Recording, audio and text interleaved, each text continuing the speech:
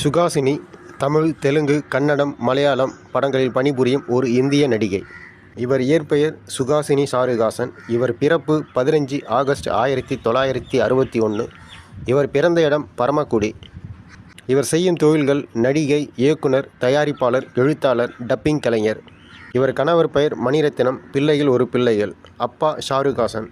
சுஹாசினியின் தந்தை வழி உறவினர்களான அனுஹாசன், ஸ்ருதிஹாசன், அக்ஷராஹாசன் ஆகியோர் நடிகர்களாகிவிட்டனர்.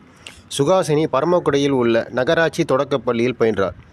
பின்னர் 12 வயதில் தனது மாமா கமல்ஹாசன் மற்றும் பாட்டியுடன் வசிக்க சென்னைக்கு சென்றார். சுஹாசினி 1980ஆம் ஆண்டு நெஞ்சத்தை கில்லாதே என்ற தமிழ் திரைப்படத்தின் மூலம் திரைப்பட உலகில் அறிமுகமானார்.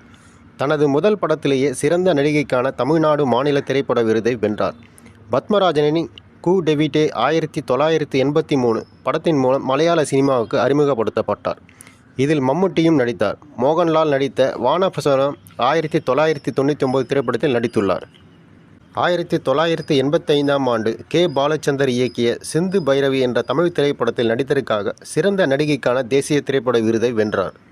இயக்குநராக 1991ஆம் ஆண்டில் மெட்ராஸ் தூர்தர்ஷனில் ஒளிபரப்பான பெண் என்ற சிறு தொடரை சுஹாசினி இயக்கியுள்ளார்.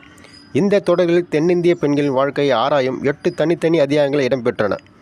மேலும் சோபனா, ரேவதி, ராதிகா, அமலா போன்ற அவரது சமகாலத்தவர்கள் பலர் கதாநாயகிகளாக நடித்துள்ளனர். 1995ஆம் ஆண்டில் அவரது தனது முதல் படமான இந்திராவை இயக்கி இயக்குநராக அறிமுகமானார். நவம்பர் 1997இல் சுஹாசினி, சுசித்ரா கிருஷ்ணமூர்த்தி மற்றும் ராஜு மேனன் நடித்த சுயம்பரம் என்ற குறும்படத்தை இயக்கினார். சுஹாசினி காப்பி யாரோ என்ற தலைப்பில் ஒரு பகுதியை இயக்கியுள்ளார்.